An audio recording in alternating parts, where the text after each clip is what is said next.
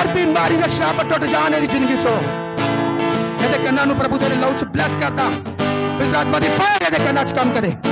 प्रभु मैं तेरे पवित्र आत्मा की आगे कन्ना च रिलीज करता फायर रिलीज कर दे कन्ना ये कान चंगे हो जान पूरी तरह यीशु के नाम च पिता मन जो ऑपरेशन कैंसल मैं तेरा धन्यवाद करता 15-16 साल तो जो मेरी मैरिज भी नहीं हुई सी मैनू कन्ना की बीमारी लगी सी और मेरे कन्ना दे विच दर्द हुंदा सीगा हर वक्त और मेरे कन रेशे दे नाल भरे हुए सीगे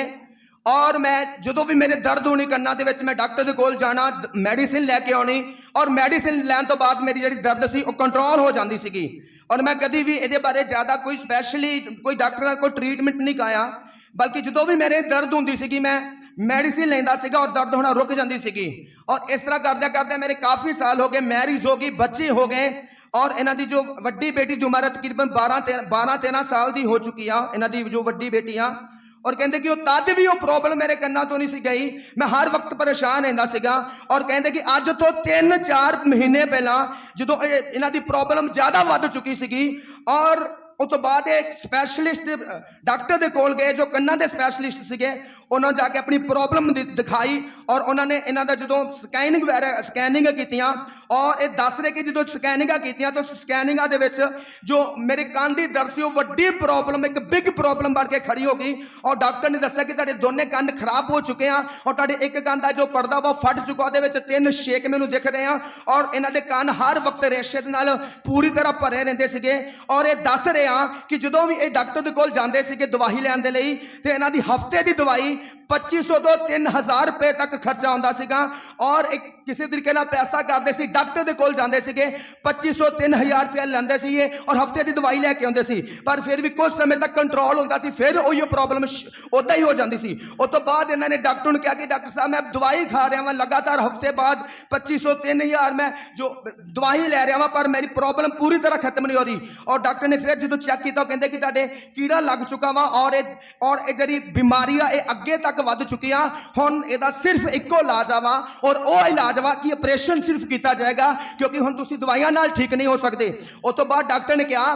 कि जब तक तुहाडे कानां दा रेशा सुकेगा नहीं तब तक असीं ऑपरेशन नहीं कर सकते इस करके तुहानूं एक इंजैक्शन लगदे आ जिहदी एक इंजैक्शन की कीमत आ 1400 रुपया और कहते कि तुहानूं 2 इंजैक्शन लगातार रोज़ लगणगे और जिन्ना दा टोटली खर्चा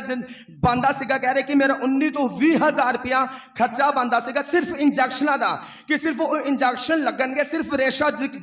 रेशा खत्म करने के लिए ताकि उस तो बाद ऑपरेशन करा सकन और उस तो बाद इन्होंने अपने फैमिली मैंबरों दसिया कि मेरी ये बीमारी हुण वध चुकी आ हुण ये दवाइयां दे नाल ठीक नहीं होएगी हुण सिर्फ इसका इको इलाज आ और वह ऑपरेशन तो आपां पैसे करिए ताकि आप ऑपरेशन करा सकीए तो कहते कि जो अपने परिवार नूं इन्हां दसिया तो वो काफ़ी परेशान होए कि सानू 35-40 हज़ार लगा सानू जमा करना पेगा और यदा खर्चा वो काफ़ी दुखी होए ये भी काफ़ी दुखी सीगे और ये दवाइयां खा खा के भी काफ़ी परेशान हो चुके थे उस तो बाद जो डॉक्टर ने दसिया कि तुहाडे 19 तो 20,000 रुपये के एक इंजैक्शन लगणगे जो 1400 रुपया एक इंजैक्शन का खर्चा वा और हर रोज़ तुहानूं 2 इंजैक्शन लगणगे ताकि जल्दी जल्दी ये जख्म सुक सके रेसा सुक सके तो आप ऑपरेशन कर सकीए उस तो बाद जो इन्हां दे परिवार के मैंबरों के नाल गए सी इन्होंने उन्हां दे नाल गल की कि साडे कोल इन्ना पैसा तो नहीं आ उस तो बाद इन्होंने डॉक्टर के नाल गल की जो लेडीज़ डॉक्टर से स्पैशलिस्ट कन्ना दे और कहते कि असीं इन्ना पैसा कित्थों करांगे उस तो बाद ऑपरेशन का खर्चा भी आ जो तकरीबन 35-40 हज़ार ऑपरेशन का सीगा और 20,000 तक के जो इन्हां दी सिर्फ वो इंजैक्शन लगने सीगे उस तो बाद इन्होंने कहा कि तुसीं कोई नहीं डॉक्टर साहब सानू कोई मैडिसिन दे दो तो कोई नहीं आप बाद पैसे का अरेंज करके फिर तुहाडे कोल इंजैक्शन भी लगा लांगे उन्होंने कहा कि ठीक है कोई नहीं तुसीं ये दवाइयां लो और उस तो बाद ये दवाइयां लैके घर वापस आए और उस तो बाद अगले संडे की मीटिंग से अगले दिन जो ऐतवार की fill with holy spirit meeting सी जिदे 3 दिन ते 3 रात की उपास प्रार्थना दे नाल परमेश्वर दा दास दासी ते परमेश्वर की कलीसिया बैठ के प्रार्थना कर रहे थे जिदा ये अगले दिन ऐतवार वाले दिन चर्च के विच आए किसी मैंबर के कहने उत्ते और उस तो बाद दस रहे हैं कि परमेश्वर के दास ने इन्हों अनॉटिंग ऑयल दिता इन्होंने अपने अनॉटिंग ऑयल बॉडी ते लगाया अपने कन्ना ते लगाया उस तो बाद अनॉइंटिंग वाटर मिलिया, वो अनॉइंटिंग वाटर इन्होंने पीता। उस तो बाद दस रहे कि परमेश्वर के दास जो सारे ते हथ रख के प्रार्थना कर रहे थे, और उस तो बाद जो मेरे सिर से भी हथ रख के प्रार्थना की तो मैं अपनी लाइफ से काफ़ी आराम महसूस किया। उस तो बाद मैं उस मीटिंग को अटेंड किया, परमेश्वर के दास द्वारा ले हैंड प्रार्थना कराई, अनॉइंटिंग ऑयल लवाया। उस तो बाद सोमवार ये फिर डॉक्टर के कोल गए, और उस तो बाद जिस परिवार के मैंबर नाल जा रहे थे इन्होंने उस परिवार के मैंबर को कहा कि मैं दवाइयां खा खा के अक चुका वां,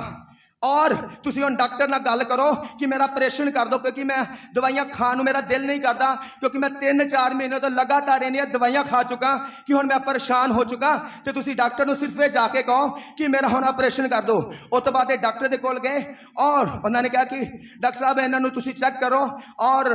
अगे तुसी दसो किद्दां असीं ट्रीटमेंट करना, किद्दां ऑपरेशन करना। उस तो बाद डॉक्टर ने फिर एक स्कैनिंग की, और जो स्क्रीन लगी सी, जो स्क्रीन डॉक्टर ने देखी तो डॉक्टर हैरान हो गए। वो कहते कि कंन दा नवा पर्दा आ चुका वा,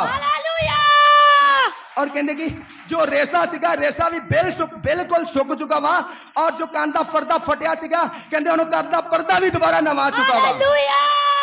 और कहते कि तुहानू कोई ऑपरेशन कराने की जरूरत नहीं, कोई तुहानू महंगे इंजैक्शन लाने की जरूरत नहीं। और परमेश्वर का धन्यवाद कि परमेश्वर ने इन्हां जिंदगी दे विच इन्हां दे कन्नां नू हील किया और ऑपरेशन तो आजाद किया वा। सब ताली बजावांगे यीशु मसीह दी महिमा दे लई। और मैं दसना चाहता कि जो इन्हां दे पिछले दिनों के विच जो इस डॉक्टर दे कोल जांदे सीगे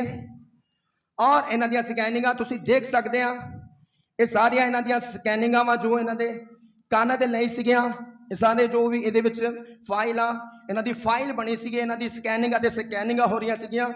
और होर भी कई इन्हां दे इदां दे फाइल बनी सीगी, और इन्हां दी डॉक्टर ने ऑपरेशन की तैयारी की सीगी। सिर्फ इन्हां नूं पैसा जमा करके ते डॉक्टर दे कोल आउणा सी ऑपरेशन कराउण। पर